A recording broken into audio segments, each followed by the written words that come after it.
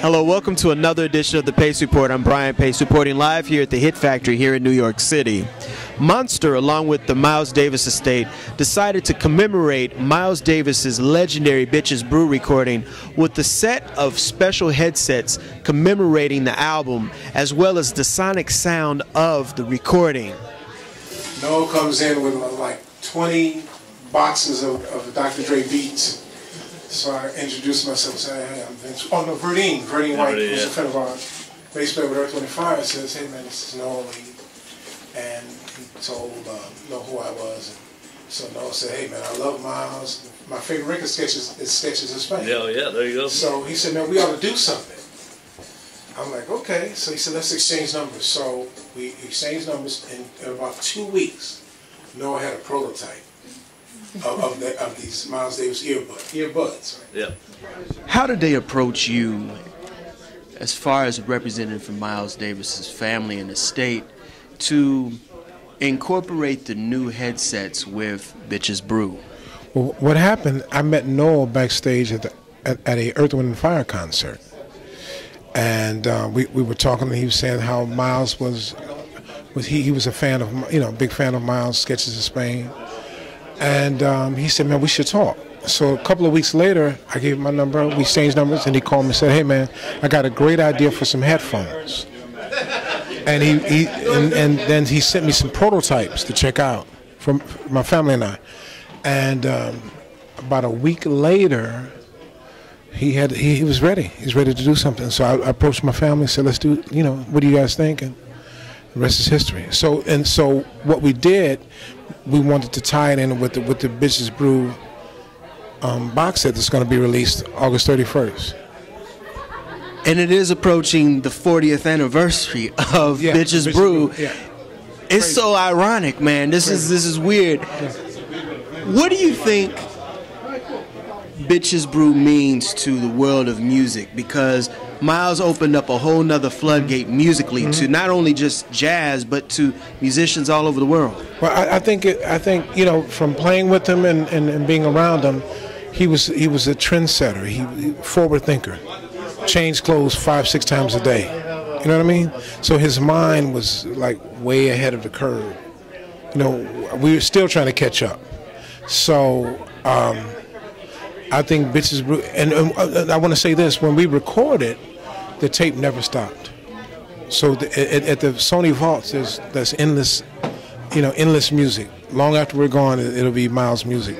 But just a forward thinker, man. So the thing about him, Miles, he didn't plan out to make Kinda Blue the biggest jazz-selling record of all time, Bitches Brew. It was whatever was in his mind. That's what he recorded and shared with his musicians to put it down. So, we've done something really great in educating people, and those of you in the press, really helped us. Thank you.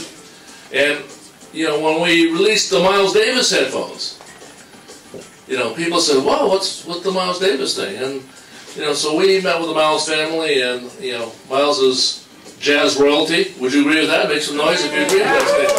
Jazz royalty. So, and there's nobody bigger, nobody more iconic, nobody representative of the music. So if you have great sound, you will hear and feel the artist, you'll feel the music, you'll get a better emotional contact. And that's what we're here for. So if I can hear the instruments played better, if I can hear that vocalist, I can hear how the way he breathes, I can hear where he is with the orchestra, and if I listen to my old Frank Sinatra and I hear the big band in the back, we want to have people listening to their old albums again.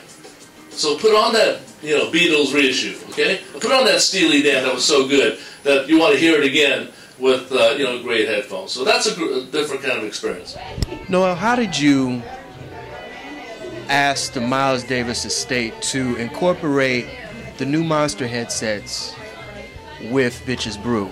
Well, it wasn't me asking. It was us just kind of getting together and saying, this is right. We should do something together, because I've been long time fan of Miles from the old days. I've seen Miles twice, and we've been doing such great headphones, and so we should do something in honor of Kinda Blue, and with Bitches Brew 40th anniversary coming up, we said, look, let's do another product that is a little less expensive than the first one we did. And let's pack the Bitches Brew anniversary album inside of it. So now you got a whole collector's item for Miles. It's phenomenal. Yeah, when that product comes out, everybody's going to love it. I was a kid that loved jazz and, like, you know, listening to Dave Brubeck and all. And what I would do is I would get the album cover, and you look at the back of the album cover, and it would say Dave Brubeck, Paul Desmond, Eugene Wright, Joe Morello, and I'd write, and Lenny White. Lenny, how did they approach you to celebrate the 40th anniversary of Bitches Brew? Well, Vince called me up and said, listen, man, I'm coming to New York. They're doing the 40th anniversary of Bitches Brew with the Monster Cable. And, you know, they want me to speak, but I wasn't on Bitches Brew. So, would you come and speak? Because you were there. And I said, sure. 40 years ago, how did Miles approach you to be part of that session? He just asked me to be there. You know, he said have a rehearsal at his house and then come to the studio. And he had heard about me and about my playing, and so he asked me to come and be involved. And it's great for me. Lenny, when you recorded that album and you were practicing with him, what did you think about the music, and did you think that that album was going to change the landscape of not only just jazz but music forever? Yeah. I mean, you know, the thing about it, the approach was totally different from playing any other kind of music that I had played before. And the time period was, I mean, that record was recorded 24 hours after the last note that Jimi Hendrix played at Woodstock. So the time period was a great time period for experimentation and new things. So, you know, I kind of figured that like it was going to be something different, because it was. And the rest is history. Tell me about the 40th anniversary commemorative Miles Davis Bitches Brew headsets. Well, what we've decided to do here was work with the Miles Davis family to make sure that we can put out a headphone that'll embody his soul, his passion, you know, because it's all about the music, as you can hear in the background. So we wanted to make sure that the user that buys this not only gets the ultimate jazz experience, so you can see here we have a lot of cool cases, ear tips, the headphone design itself, but the sound, the acoustics, that was the most important part, you know? So we took all our best technologies. A lot of other headphone manufacturers, they just focus on frequency response, sensitivity. You know, we took it a step further. We wanted to make sure there's a wide sound stage, really, really accurate dynamics, a lot of good transparency, so that way it can keep up with the fast speed, the tempo, the different types of hits when it comes to jazz music. And that's something that we found, you know, that we've done very, very well with this headphone.